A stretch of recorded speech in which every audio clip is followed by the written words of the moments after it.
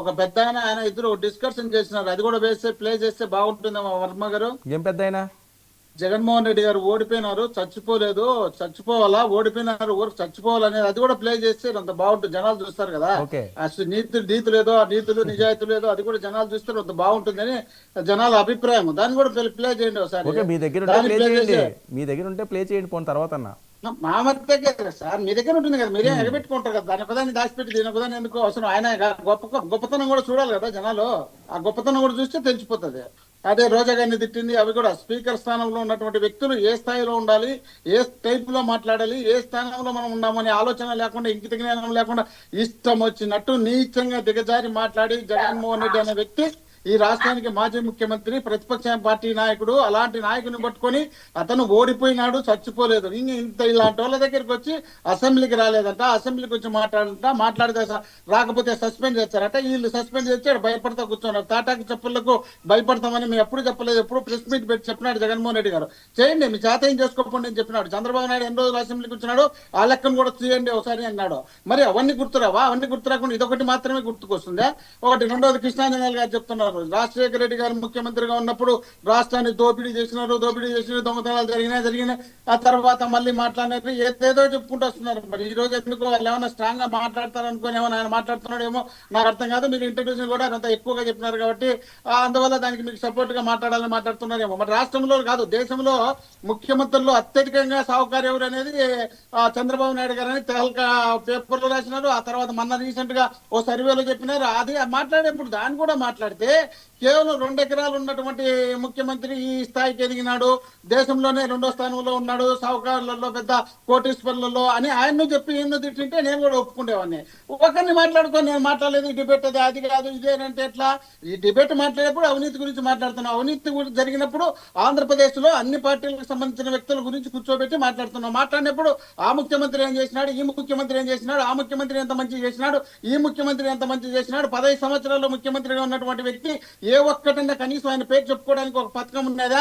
5 సంవత్సరాలు రాజశేఖర రెడ్డి గారు ఉన్నటువంటి ముఖ్యమంత్రిగా ఉన్నటువంటి రాజశేఖర రెడ్డి 50 సంవత్సరాలు మర్చిపోకుండా చేసినటువంటి పథకాలు ఏ ఒక్క పథకాన్ని కూడా తీసేసే సాహసం చేయలేని ముఖ్యమంత్రులకు అవకాశం ఇచ్చినటువంటి రాజశేఖర రెడ్డి గారు మరి బాగా చేసినారా? అవన్నీ కూడా మనం గుర్తు పెట్టుకోవాలి కదా. కేవలం రాజశేఖర రెడ్డి గారు ఏదో సంపాదించినట్ట, సంపాదించి జగన్మోహన్ రెడ్డి గారికి, షర్మిలమ్మ గారికి ఇచ్చినారంట, వీళ్ళిద్దరు పంచుకున్నారంట, పంచుకొని పార్టీ పెట్టుకున్నారంట, పార్టీ పెట్టుకొని రాష్ట్రాన్ని దోపిడీ చేయడానికో దొంగతనాలు చేయడానికో వచ్చినారంట. రాష్ట్ర చరిత్రలో కానీ విని ఎరగని రీతిలో జగన్మోహన్ రెడ్డి గారు ముఖ్యమంత్రి అయిన తర్వాత ఈ రాష్ట్రంలో ఉన్నటువంటి పేద బడుగు బలహీన వర్గాలకు, కులాలకు, మతాలకు, రాజకీయాలకు సరాసరిగా డబ్బులు అందించినటువంటి ఏకైక ముఖ్యమంత్రి జగన్మోహన్ రెడ్డి గారు. అలాంటి ముఖ్యమంత్రిని పట్టుకొని ఆయన ఏదో ఓడిపోయినాడు, ఇంకా మళ్ళీ రాడు, ఇంకా మళ్ళీ గెలిచాడు, ఇంకా మేము గెలిచినాము, మేము హీరోలము మేము అనుకుంటే భ్రమపడద్దు. భ్రమపడితే ఎట్లా? జనం ఉండరు ఇక్కడ. మనం పార్టీ నాయకులు మాట్లాడుకునేంత మాత్రానే సరిపోదు. జనం ఉన్నారు, జనం తీర్పిస్తారు. జనం తీర్పును కూడా మనం చూడాల్సిన అవసరం ఉంటుంది. కొంచెం ఓపిక పట్టాలి కదా. ఓపిక పట్టకుండా ఇప్పుడు ఇంకా అయిపోయింది మొత్తం 20 ఏళ్ళు 30 ఏళ్ళు మేమే ఉంటాం అనుకుంటే ఎట్లవుతుంది? మేము కూడా అనుకున్నాం 30 ఏళ్ళు ఉంటాం, ఈ రాష్ట్ర చరిత్రలో ఇంతవరకు మేము చేసినట్టు ఎవరు చేయలేదని మేము అనుకున్నాం. అలాంటిది మేము కూడా 11 సీట్లకు వచ్చినాం.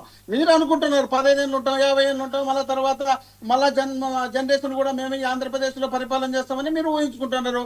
ఊహించుకోవడం మాత్రమే సరిపోతుంది. కానీ అదేదో జగన్మోహన్ రెడ్డి గారిని తక్కువగా చేసి మనం పెద్దోళ్ళమని చెప్పుకోవడానికి ఇది అంత బాగుండదు కదా. కాబట్టి షర్మిలమ్మ గారు, జగన్మోహన్ రెడ్డి గారు వాళ్ళ కుటుంబ సంబంధించినటువంటి వ్యవహారాలు వాళ్ళు పడుతున్నప్పుడు బాధగా ఏ తల్లికైనా ఉంటుంది. అది మీరైనా, మీ స్థానంలో మీరు ఉన్నప్పుడు మీ కొడుకులు ఇద్దరు పంచాయతీలు పెట్టుకొని పని ఉన్నప్పుడు బాధ ఉంటుంది. బాధ ఉన్నప్పుడు భరిస్తారు, భరించే శక్తి ఉంది.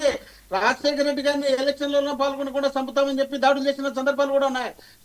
విజయమ్మ గారు చిన్నప్పటి నుండి ఆమె రాజకీయాల్లో, జగన్మోహన్ రెడ్డి రాజశేఖర రెడ్డి గారు రాజకీయాల్లోకి వచ్చినప్పటి నుండి ఈ ఫ్యాక్షన్లు, ఈ గలాటులు, ఈ దాడులు ఇవన్నీ అన్ని చూసుకుంటూ వచ్చింది. ఇలాంటివి చిన్న చిన్న దీనికే పెద్ద నలిగిపోయి బాధపడి రాత్రి మళ్ళీ కూర్చొని ఏడ్చాల్సినంత అవసరం ఏముండదు. కాబట్టి వాళ్ళు కావాల్సిన సందర్భంలో వాళ్ళు మాట్లాడుకుంటారు, మాట్లాడుకునేట్టు చేస్తారు.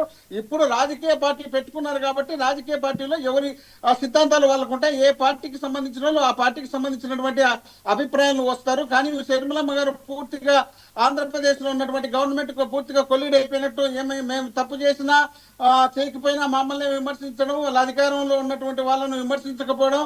అప్పుడు పవన్ కళ్యాణ్ గారు అధికారం అధికారంలో ఉన్న ప్రతిపక్షంలో ఉన్న 14 నుండి 19 వరకు మేము అధికారంలో లేకపోయినా మమ్మల్ని తిట్టడం వీళ్ళకి ఒక ఆనవాయితీగా పెట్టుకున్నారు. రాష్ట్రంలో ఉన్నటువంటి దేశంలో ఉన్నటువంటి అన్ని పార్టీలను కలుపుకొని జగన్మోహన్ రెడ్డి గారిని మాత్రమే టార్గెట్ పెట్టుకొని ఇప్పటికీ అప్పటికి అప్పు వస్తున్నారు వాళ్ళు. రాష్ట్రంలో ఏ ఒక్క రోజు కూడా జగన్మోహన్ రెడ్డి గారి పేరు లేకుండా, పేరు ఎత్తకుండా ఏ నాయకుడన్నా వాళ్ళ కూటమి నాయకులు మాట్లాడిన సందర్భం ఉంది. జగన్మోహన్ రెడ్డి గారు అంటే అంత భయం ఉంది కాబట్టే తెల్లవారిన ఉంటే పొద్దుకు జగన్ జగన్ జగన్ జగన్ అని జపం చేసుకుంటున్నారు. నిన్న మీటింగ్లు పెట్టాం, రేపు మీటింగ్ పెట్టినా, మన్నాడు మీటింగ్ పెట్టినా జగన్మోహన్ రెడ్డి గురించే మాట్లాడతారు. మీరు చేయాల్సింది ఏం చేసినారు? మీరు ఇచ్చినటువంటి ఏమైనా, మీరు పెట్టినటువంటి సూపర్ 6 ఏమైంది? జగన్మోహన్ రెడ్డి గారు తెచ్చినటువంటి మెడికల్ కాలేజీలు ఎందుకు ప్రైవేట్ వాళ్ళకి అమ్ముకుంటున్నారు? వీటన్నిటిపైన మీరు మాట్లాడాల్సిన అవసరం ఉంది. వాటిపైన మీరు క్లారిటీ ఇవ్వాల్సిన అవసరం ఉంది. వాటిని మనం సక్రమంగా నడిపించాలనే ఆలోచన చేయాల్సిన బాధ్యత మీ పైన ఉంది. మీరు చెప్పినటువంటి అమరావతి ఎంతవరకు వచ్చింది? అమరావతిని ఎంతవరకు మీరు సక్సెస్ చేస్తారు? దానికి 45,000 ఎకరాలు మళ్ళీ కొనాలంటున్నారు. ఇంతకుముందు 50,000 ఎకరాలు ఉంది. అది ఇది అంతా కలిసి మీరు ఎంతవరకు వ్యాపారం చేస్తున్నారు? ఈ వ్యాపారంలో మీకు ఎంత లాభం, అక్కడ పెట్టుకునే వాళ్ళకి ఎంత లాభం, తర్వాత ఏమొస్తుందని అవన్నీ చూడండి. అవన్నీ చూడకుండా మేము సూపర్ 6 ఇచ్చినాము, సూపర్ హిట్ అయిందని చెప్పి అనంతపూర్ లో మీటింగ్ పెడితే అటు సూపర్ పట్టయింది. ఆ పట్టయిన తర్వాత వచ్చి జగన్మోహన్ రెడ్డి గారిని టార్గెట్ పెట్టి మాట్లాడితే సరిపోతుంది అంటున్నారు. ఇప్పుడు జగన్మోహన్ రెడ్డి గారు ఏమన్నారు? యూరియా సప్లై చేయలేకపోయినారు, ఈ బతుకదనే సాగుపడి అన్నారు. సరే, అది తప్పు అని మీరు అంటున్నారు. మరి అదే జగన్మోహన్ రెడ్డి గారిని చంద్రబాబు నాయుడు గారు అన్నారు కదా, 100 అడుగుల లోపల పాతి పెడతామని చెప్పినారు కదా. మరి ఒక ముఖ్యమంత్రిగా, ఒక 45 సంవత్సరాల అనుభవం ఉన్నటువంటి నాయకుడుగా ఆయన ఎట్లా అన్నాడు జగన్మోహన్ రెడ్డి గారిని పాతి పెడతామని? ఆ మాట అన్నప్పుడు ఈ మాట తప్పు కాదు, ఆ మాట తప్పు.